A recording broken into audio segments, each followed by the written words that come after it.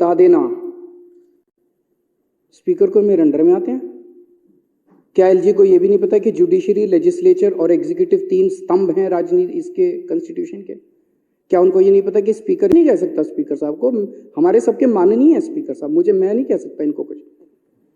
You and your ministers are accusing me, your statements are white lies, this is a typical example of abuse and scoot game which you seem to have mastered, you have made a career out of it। ये LG साहब मुख्यमंत्री को चिट्ठी लिख रहे हैं, ये भाषा है, ये भाषा है, ऐसी भाषा लिखनी चाहिए। कितने भी डिफरेंसेस हो हम दोनों के बीच में, जो मर्जी डिफरेंस हो, ऐसी भाषा तो एलजी साहब को लिखना शोभा नहीं देता।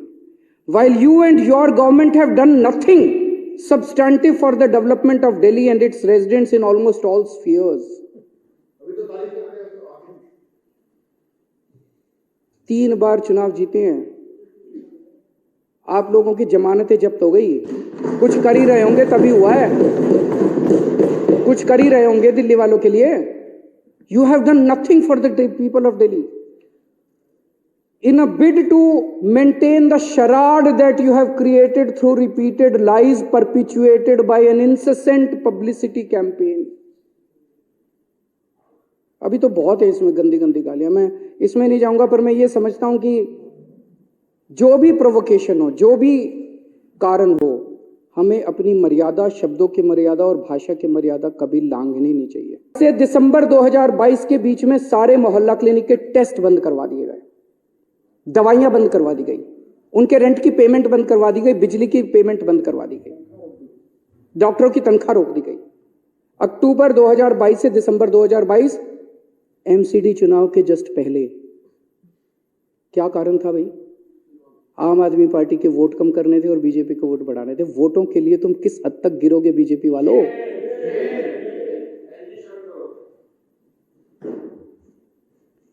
ओपीडी सितंबर 2023 से फरवरी 2024 के बीच में ओपीडी के काउंटर के ऊपर अस्पतालों के अंदर जो वो डेटा एंट्री ऑपरेटर बैठे थे, एक शॉट में सबको हटा दिया।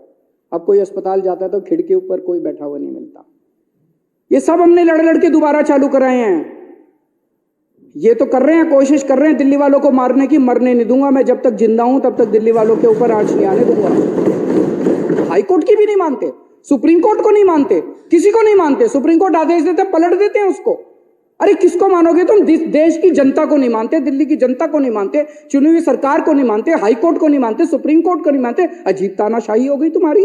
फरिश्ते स्कीम कि दिल्ली की सीमा ने जाके बताया, पिछले 6 महीने में मेरी जितनी मीटिंग हुई है, बार बार मैंने एलजी साहब को कहा है जी, मैं अफसरों को बुलाता हूं और मैं उनसे पूछता हूं भाई क्यों बंद कर रहे हो? हर अफसर ये कहता है मेरे को एलजी ने बुला के धमकाया, मेरे को एलजी ने बुला के धमकी दी है कि काम करोगे तो। एलजी साहब बोले मैंने तो कभी धमकी नहीं दी। मुझे नहीं पता सच्चाई क्या है। अफसर कह रहे हैं एलजी ने बुला के धमकाया, एलजी साहब कह रहे हैं मैंने कोई धमकी नहीं दी। तो ये अचानक पिछले 2 साल के अंदर दिल्ली की सारी पेमेंट बंद क्यों होती जा रही है? दवाइयों की पेमेंट बंद हो रही है, टेस्ट की पेमेंट बंद हो रही है, मंत्री लिखित में आदेश दिए जा रहे हैं, उनके आदेश नहीं माने जा रहे। यही अफसर हैं, अफसर नहीं बदले। सारे के सारे वही अफसर हैं जो अभी तक जो अफसर काम कर रहे थे सरकार के लिए, अचानक उन अफसरों ने जो बेसिक सर्विसेज